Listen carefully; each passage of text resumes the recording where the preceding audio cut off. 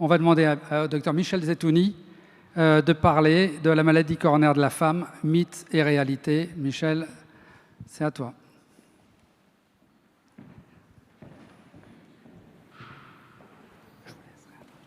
Eh bien, bonjour à tous. Je remercie M. Montalesco et tout le groupe Action pour l'invitation. On m'a demandé de parler de comment comprendre le cœur des femmes et des mythes, des idées reçues qui traînent, qu'on peut entendre dans les médias ou au quotidien.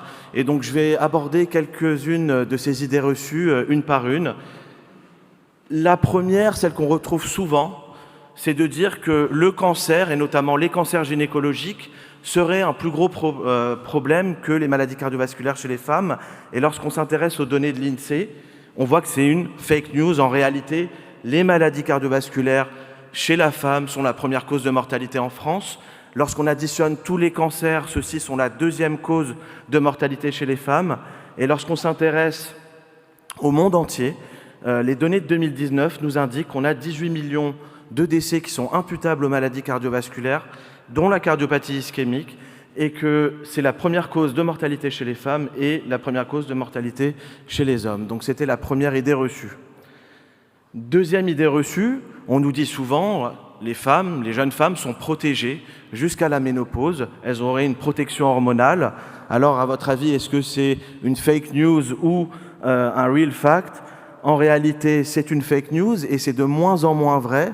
Lorsqu'on s'intéresse aux données populationnelles qui nous viennent par exemple des États-Unis, on voit que les jeunes femmes sont la première catégorie chez qui la prévalence de la maladie coronaire augmente. Ici, vous avez un graphique en rouge, les femmes de moins de 50 ans.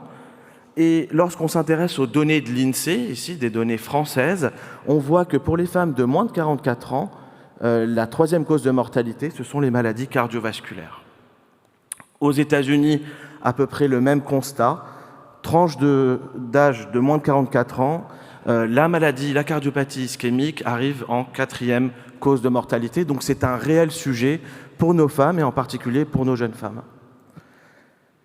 On nous indique aussi, alors ça c'est une idée extrêmement répandue, que chez les femmes, les signes d'infarctus du myocarde sont différents. Et ça c'est vraiment une des idées qui est tenace au quotidien, qu'on entend même chez de nombreux collègues, et c'est une idée reçue. Et je vais insister là-dessus et je vais vous expliquer pourquoi. On a une très belle étude qui s'appelle l'étude Virgo, qui a été faite par l'université de Yale, où ils ont étudié la manifestation des symptômes, la perception des symptômes par les patientes elles-mêmes et la perception des symptômes par les soignants. Ce qu'on voit, c'est que la douleur dans la poitrine était largement majoritaire comme symptôme chez les patientes qui faisaient un infarctus du myocarde. Il y avait certes un peu plus de symptômes associés, tels que des épigastralgies, des palpitations, mais on a bien cette douleur thoracique typique en numéro 1.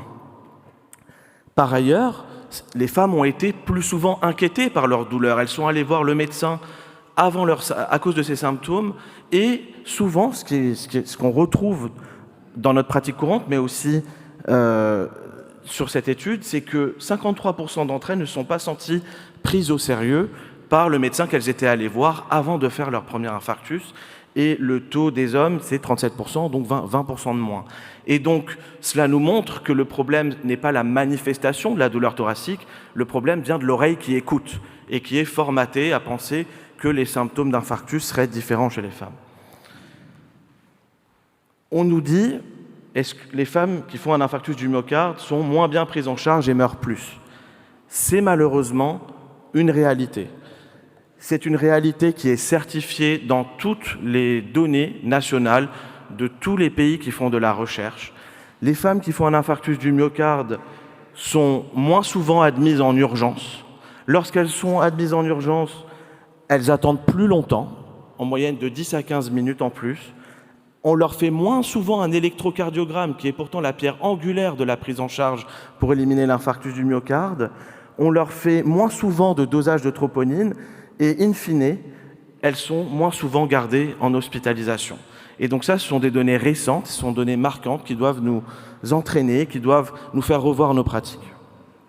Lorsqu'on s'intéresse, ici c'était des données américaines, ici c'est des données coréennes, on voit qu'au cours des années, de 2003 à 2018, on a une progression des outils technologiques et diagnostiques utilisés chez les hommes en haut. On passe de 44% à 73% d'utilisation de l'angiographie. Mais chez les femmes, on n'a pris que 15% en plus. Elles n'ont pas connu la même amélioration de prise en charge. Et c'est pareil pour l'angioplastie coronaire.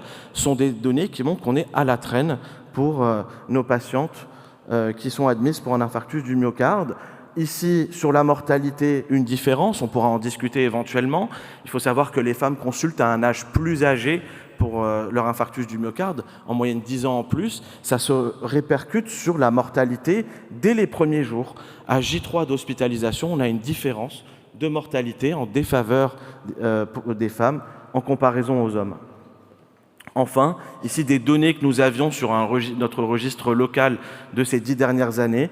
Vous voyez que lorsque on a une femme qui est hospitalisée pour un infarctus du myocarde, elle a plus à risque de refaire un infarctus du myocarde, plus à risque d'avoir de l'insuffisance cardiaque et plus à risque d'avoir un décès d'origine cardiovasculaire in fine. Une autre chose que vous avez pu entendre ces derniers temps, c'est « j'ai fait un infarctus du myocarde ». Mais on m'a dit que mes artères n'étaient pas bouchées. Eh bien, cela existe, c'est un fait. Ça s'appelle l'infarctus à coronaire saine, ou plutôt l'infarctus à coronaire non obstrué. Et vous voyez ici, là aussi, ce sont des données locales, que cet infarctus un peu invisible, un peu mesquin, il touche plus souvent les femmes, 13% des femmes contre 5% des hommes. Et vous voyez ici, par exemple, c'est un infarctus qui est dû à un spasme et ça nécessite d'employer des moyens pharmacologiques et techniques supplémentaires pour faire ce diagnostic. Mais c'est important de le faire pour pouvoir soigner correctement nos patientes. L'autre idée reçue, oui ou non, peut-être que c'est un fait, c'est de dire il existe des facteurs de risque spécifiques aux femmes. Eh bien, c'est vrai, et le docteur Manzo Silberman en parlera plus longuement. En attendant qu'elle vous en parle, moi je vais surtout vous dire qu'il y a une masculinisation des facteurs de risque chez les femmes, que ce soit le tabac, et nous avons ici Daniel Thomas qui est un expert sur le sujet. On a une glamourisation du tabagisme chez les femmes, mais c'est aussi le cholestérol, l'obésité, pour qui 24% des femmes françaises souffrent d'obésité, le diabète qui est en hausse, ainsi que l'hypertension artérielle. Donc on a de plus en plus de femmes qui partagent des facteurs de risque cardiovasculaires d'hommes. Et ça a fait encore cette année la une des journaux, puisque les femmes d'âge entre 25 et 35 ans qui sont actives sont une catégorie chez qui le tabagisme est en hausse, et on n'avait pas observé ça depuis de nombreuses années. Enfin, on nous dit qu'il faut augmenter la participation des femmes aux essais cliniques concernant l'infarctus du myocarde. Est-ce que c'est vrai? Est-ce que c'est faux? Bien entendu, c'est vrai, c'est une réalité.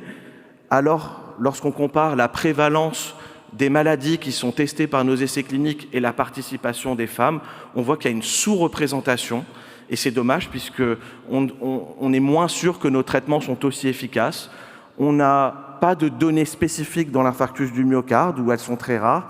Et donc, c'est un encouragement à faire des essais cliniques et de la recherche spécifiques pour nos patientes de sexe féminin. Ainsi, je ne dirais pas qu'en 10 minutes, on peut mieux comprendre les femmes et, comme dit l'adage, on ne sait rien tant qu'on n'a pas cherché, mais ça souligne aussi l'importance d'interventions telles que la Grande Journée du Cœur pour éduquer nos collègues, éduquer nos patients et éduquer le grand public. Lorsque vous êtes une femme et que vous avez une douleur thoracique, il faut appeler le SAMU. Merci de votre attention.